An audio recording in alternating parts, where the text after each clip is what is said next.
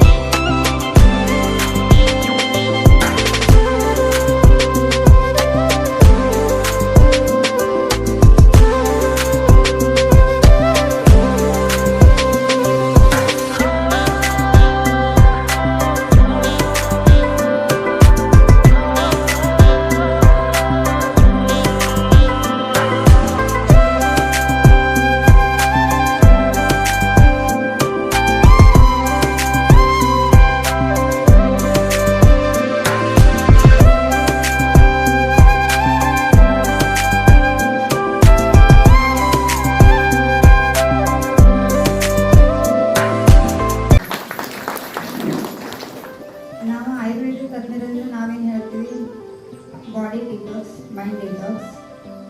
So ಇಲ್ಲಿ ಅಂತೂ ನಿಮ್ಗೆ ಎಲ್ಲರಿಗೂ ಮೈಂಡ್ ಡಿಟಾಕ್ಸ್ ಅಂದರೆ ಮೆದುಳು ಅಥವಾ ನಮ್ಮ ಬ್ರೈನ್ ಅಥವಾ ಮನಸ್ಸೊಳಗೆ ಏನು ಕಲ್ಮಶ ಐತಲ್ಲ ಅದನ್ನು ನಮ್ದು ಕೆಲಸ ಅರ್ಧ ಈ ಅಕ್ಕನವ್ರು ಮಾಡತ್ತಾರ. ಅದಕ್ಕೆ ನಾವು ತುಂಬ ಖುಷಿಯಾಗಿದ್ದೀವಿ. ಯಾಕಂದ್ರೆ ನಮ್ಮಲ್ಲಿ ಬಂದರೆ ನಾವು ಹೆಂಗೆ ಹೇಳ್ತೀವಿ, ಪಂಚಕರ್ಮ ಮಾಡ್ತೀವಿ ಅಂದರೆ ನಿಮ್ದು ಹೆಂಗೆ ಹೆಲ್ತ್ ಅಂದರೆ ಇಲ್ಲ, ನಾವು ಬಾಡಿ ಮತ್ತು ಮೈಂಡ್ ಎರಡೂ ಸ್ವಸ್ಥ ಆಗಿದ್ದಷ್ಟೇ ನಾವು ಸ್ವಾಸ್ಥ್ಯ ಅಂತ ಹೇಳ್ತೀವಿ. ಫಿಸಿಕಲಿ ಅಗ್ದಿ ಫಿಟ್ ಅದನ್ನು ಕರೆ ಮೆಂಟಲಿ ಅವ್ನಿಗೇನು ಯಾವುದೇ ಸಿಚುವೇಶನ್ ಬಂದರೆ ಹ್ಯಾಂಡಲ್ ಮಾಡೋಕ್ಕಾಗೋದಿಲ್ಲ. ಹಾಗಿದ್ರೆ ಆ ಫಿಟ್ನೆಸ್ ತೊಗೊಂಡು ಏನಿದೆ ಆಯ್ತಾ. ಸೊ ಅದೇ ಥರ ನಾವು ಹೆಂಗೆ ಪಂಚಕರ್ಮ ಆಗಿ ನಾವು ಬಾಡಿ ಡಿಟಾಕ್ಸ್ ಮಾಡ್ತೀವಿ, ಹಾಗೆ ನಾವು ಮೈಂಡ್ ಡಿಟಾಕ್ಸ್ನು ನಮ್ಮ ಇದ್ರಾಗೂ ಮಾಡ್ತೀವಿ. ಬಟ್ ಇದು ಈ ಟೈಪ್ ನೀವು ಇಂಥದ್ದು ಬಂದು ನಮ್ಮದು ಥೆರಪಿ ತೊಗೊಂಡ್ರೆ ನೀವು ಪೂರ್ತಿ ಆರಾಮಾಗಿರ್ತೀರ. ಯಾಕಂದರೆ ಹೆಚ್ಚು ಮಂದಿ ಇಂಥವೆಲ್ಲ ಏನೋ ಆಧ್ಯಾತ್ಮಿಕ ಮತ್ತು ಆಯುರ್ವೇದ ಮುಂಚೆ ಅಂತೂ ಸಂಬಂಧ ಐತಿ, ಇದೇನು ಹೊಸದಲ್ಲ. ಅಂದ್ರೆ ಮನಃಶಾಂತಿಯನ್ನು ಹೆಂಗೆ ಪಡ್ಕೋದು, ನಮ್ಮ ಸಿಟ್ಟನ್ನು ನಾವು ಹೆಂಗೆ ಕಂಟ್ರೋಲ್ ಮಾಡ್ಕೊಳ್ಳೋದು, ಈಗ ಎಷ್ಟು ಚಂದ ಅವರೆಲ್ಲ ನಿಮ್ಗೆ ಉದಾಹರಣೆ ಕೊಟ್ಟಿರೋ ತಿಳುವಳಿಕೆಯಿಂದ ಹೇಳಿದ್ರೆ ನಾನು ಹೇಳೋಕ್ಕೆ ಏನು ಇಷ್ಟಪಡ್ತೀನಿ ಅಂದರೆ ನೀವು mind detox plus body detox ಎರಡೂ ಮಾಡ್ಬೋದು. ಯಾಕಂದರೆ ನಾವು ಬಾಡಿಲಿ ಫಿಟ್ ಇದ್ದರೆ ನಮ್ಮ ಮೈಂಡು ಅಷ್ಟೇ ಫಿಟ್ ಇರ್ತೀವಿ. ನಾವು ಮೈಂಡಿಂದ ಸ್ಟ್ರಾಂಗ್ ಅದೀವಪ್ಪ, ಬಟ್ ನಮ್ಮದು ಕೈಕಾಲ ನಮ್ಮ ಮಾತು ಕೇಳೋರು ಪೂರ್ತಿ ನಮಗೆಲ್ಲ ಜಾಯಿಂಟ್ ಪೇನ್ ಐತಿ, ಬಾಡಿ ಪೇನ್ ಐತಿ ಅಥವಾ ಯಾವುದೋ ಒಂದು ಸಮಸ್ಯೆ ಐತಿ. ಸೊ ನೀವು ಎರಡು ಮೈಂಡ್ ಮತ್ತು ಬಾಡಿದಿಂದ ಎರಡೂ ಹೆಲ್ದಿ ಆಗಿರ್ರಿ. ಮತ್ತು ಈ ಥರ ಮೆಡಿಟೇಷನ್ ಸೆಂಟರ್ ಮತ್ತು ಇಲ್ಲಿ ಬಂದಿದ್ದು ನನಗೂ ತುಂಬ ಖುಷಿ ಆಯಿತು. ಫಸ್ಟ್ ಟೈಮ್ ನಾನು ಈ ಥರ ಸೆಂಟರ್ ಒಳಗೆ ಒಂದು ಸೆಲೆಬ್ರೇಷನ್ ಮಾಡಾತೀನಿ. So I am happy for this and thank you for the opportunity. ಓಂ ಶಾಂತಿ. ನಾನು ಈಶ್ವರೀಯ ವಿಶ್ವವಿದ್ಯಾಲಯ ಬ್ರಹ್ಮಕುಮಾರಿಯ ಈ ಸಂಸ್ಥೆಗೆ ಮೊದಲ ಬಾರಿಗೆ ಬಂದೆ. ಇಲ್ಲಿ ನಿಮ್ಮೆಲ್ಲರ ಉತ್ಸಾಹ ಹಾಗೂ ಅಕ್ಕನವರು ನಿಮ್ಮೆಲ್ಲರನ್ನು ಮೃದುಗಿಸಿ ಆರೋಗ್ಯವಂತರನ್ನಾಗಿಡಲು ಮಾಡುವ ಒಂದೆರಡು ಮಾತುಗಳನ್ನು ತಿಳಿದು ಕೇಳಿ ಸಂತೋಷಪಟ್ಟೆ. ನಾವು ಆಯುರ್ವೇದದಲ್ಲಿ ಆರೋಗ್ಯವನ್ನು ಶಾರೀರಿಕ ಹಾಗೂ ಮಾನಸಿಕ ರೀತಿಯಿಂದ ನಾವು ಸದೃಢಗೊಳಿಸ್ಬೇಕಂತ ಹೇಳ್ತೀವಿ. ನಾವೊಂದು ಸಣ್ಣ ಉದಾಹರಣೆ ಹೇಳ ಬಯಸ್ತೇವೆ ನಿಮ್ಗೆಲ್ಲರಿಗೂ. ಈಗ ನಾವು ಆರೋಗ್ಯವಾಗಿ ಇರಬೇಕಂದ್ರೆ ಸಂತೋಷವಾಗಿದ್ದೀವಿ ಅಥವಾ ನಮ್ಮ ಶರೀರದಲ್ಲಿ ಯಾವುದೇ ನೋವು ಇದ್ರೂ ಸಹಿಸ್ಕೊಂಡು ನಕ್ಕೊಂತ ಇದ್ವಂದ್ರೆ ನಾವು ಯಾವಾಗೂ ಆರಾಮಿರ್ತೀವಿ. ಈಗ ನಮ್ಮ ಮನಸ್ಸೊಳಗೆ ದ್ವೇಷ ಇತ್ತು ಅಥವಾ ಯಾರ ಬಗ್ಗೆ ಇದ್ರೂ ಕೆಟ್ಟ ಭಾವನೆ ಇತ್ತು, ಸಿಟ್ಟು ಬಂತು, ಈಗ ನೀವೇನೋ ಒಂದು ಎರಡು ಮಾತುಗಳನ್ನು ಯಾರಿಗಾರ ಅಂತೀರಿ, ಮಗ ಇರಲಿ, ಸೊಸೆ ಇರಲಿ, ಮಗಳಿರಲಿ, ಯಾರಿಗೂ ಅಂತೀರಿ. ಸಿಟ್ಟಿನಾಗ ಅಂದ್ರೆ ನಿಮ್ಮ ದೇಹದಲ್ಲಿ ಯಾವ ತೊಂದರೆಗಳಾಗ್ತವೆ. ಈಗ ಒಂದ್ಸರಿ ಸಿಟ್ಟು ಮಾಡ್ಕೊಂಡು ನೋಡ್ರಿ, ಸಿಟ್ಟು ನಿಮ್ಮ ದೇಹವನ್ನ ಕೆಡಿಸ್ ಪ್ಲಸ್ ಅದ, ಬೇರೆದವ್ರಿಗೆ ಯಾರಿಗೂ ಏನು ಮಾಡೋದು. ಮುಂದಿದ್ದವ್ರಿಗೆ ಸ್ವಲ್ಪ ತೊಂದರೆ ಆಗ್ಬೋದು. ಅದ್ರ ಸಿಟ್ಟಿನಾಗ ನೀವು ಒದರಾಡಿದ್ರಿ, ಮಾತಾಡಿದ್ರಿ, ನಿಮ್ಮ ಬಿ ಪಿ ಜಾಸ್ತಿ ಆಗ್ತದೆ, ನಿಮ್ಮ ಶುಗರ್ ಜಾಸ್ತಿ ಆಗ್ತದೆ, ನಿಮ್ಮ ದೇಹದೊಳಗೆ ನಿಮಗೂ ತೊಂದರೆ ಆಗ್ತದೆ. ಸೊ ಭಗವಂತ ಏನು ಹೇಳ್ತಾನಂದ್ರೆ, ಈಗ ಅಕ್ಕನವ್ರು ಹೇಳಿದ್ರು, ಸಿಟ್ಟು ಅಥವಾ ಏನು ನೀವು ಮತ್ತೊಬ್ಬರಿಗೆ ಮಾಡಿದ್ರೆ ಮತ್ತೊಬ್ಬರಿಗೆ ನೀವು ತೊಂದರೆ ಕೊಟ್ಟಂಗಲ್ಲ, ನಿಮ್ಮ ದೇಹಕ್ಕೆ ನೀವೇ ತೊಂದರೆ ಕೊಟ್ಟಂಗ. ಆ ಮಾತು ನೀವು ತಿಳ್ಕೋಬೇಕು. ಯಾವತ್ತೂ ಯಾವುದೇ ಭಾವನೆಗಳ ಅಥವಾ ಏನೇ ಬರಲಿ, ಸಿಟ್ಟು, ದ್ವೇಷ, ಕೆಟ್ಟ ಮನಸ್ಸು ಏನೋ ಮತ್ತೊಬ್ಬರ ಬಗ್ಗೆ ಬಂದ್ರೆ ನೀವು ಅದನ್ನ ಸಂತೋಷವಾಗಿ ಇಡಲು ಬಯಸ್ರಿ. ಅದನ್ನ ನೋಡಿ ನಕ್ಕೊಂತ ಒಂದು ನಾಲ್ಕು ಮಾತಾಡ್ರಿ. ನಿಮಗೇನು ಬಿ ಪಿ ಜಾಸ್ತಿ ಇದ್ರೂ ನೀವು ಆರಾಮಿರ್ತೀರಿ, ಶುಗರ್ ಜಾಸ್ತಿ ಆಗಿದ್ರು ಆರಾಮಿರ್ತೀರಿ. ನಿಮ್ಮ ದೇಹದಲ್ಲಿ ಆಗುವ ಬದಲಾವಣೆಗಳು ಈ ಭಾವನೆಗಳ ಮೇಲೆ ನಿಂತಿರ್ತಾವೆ. ನೀವು ಭಾವನೆಗಳನ್ನ ಸಂತೋಷಕ, ಸಂಭ್ರಮ ಅಥವಾ ಹಿಡಿತದಲ್ಲಿ ಇಟ್ಕೊಂಡ್ರ, ಅಂದ್ರೆ ಸಿಟ್ಟು, ದ್ವೇಷಗಳನ್ನು ಹಿಡಿತದಲ್ಲಿ ಇಟ್ಕೊಂಡ್ರ ಎಲ್ಲಾ ಮನುಷ್ಯರಿಗೂ ಬರ್ತದ. ನಾ ಹೇಳ್ತೇನೆ ನಾ ಏನು ಸಿಟ್ಟು ಮಾಡಂಗಿಲ್ಲ ಅಂತಿಲ್ಲ, ನನಗೂ ಬರ್ತದ, ನಿಮಗೂ ಬರ್ತದೆ. ಮನುಷ್ಯ ಸಹಜ ಗುಣ ಅವೆಲ್ಲ. ಯಾರೇನು ಭಾಳ ಹೇಳತ್ತಾರ ಮೇಡಮ್ ಅಂದ್ರೆ ಅವರು ಸಿಟ್ಟು ಮಾಡಂಗಿಲ್ಲ ಅಂತ ತಿಳ್ಕೊಂಡಿರ್ಬೇಕು. ಇಲ್ಲ, ನನಗೂ ಸಿಟ್ಟು ಬರ್ತದೆ, ನಿಮಗೂ ಸಿಟ್ಟು ಬರ್ತದೆ, ಅದು ಸಹಜದ ನಾವು. ಆದ್ರೆ ಅದನ್ನ ನೀವು ಹಿಡ್ಕೋಬೇಕಂದ್ರೆ ಈ ಅಧ್ಯಾತ್ಮ ಕೇಂದ್ರದಲ್ಲಿ ಏನು ನೀವು ಹೇಳಿರ್ತಾರ ಅವ್ರು ಫಾಲೋ ಮಾಡಿದ್ರೆ ನಿಮ್ಮ ಆರೋಗ್ಯ ಬಹಳ ಚೆನ್ನಾಗಿರ್ತದೆ.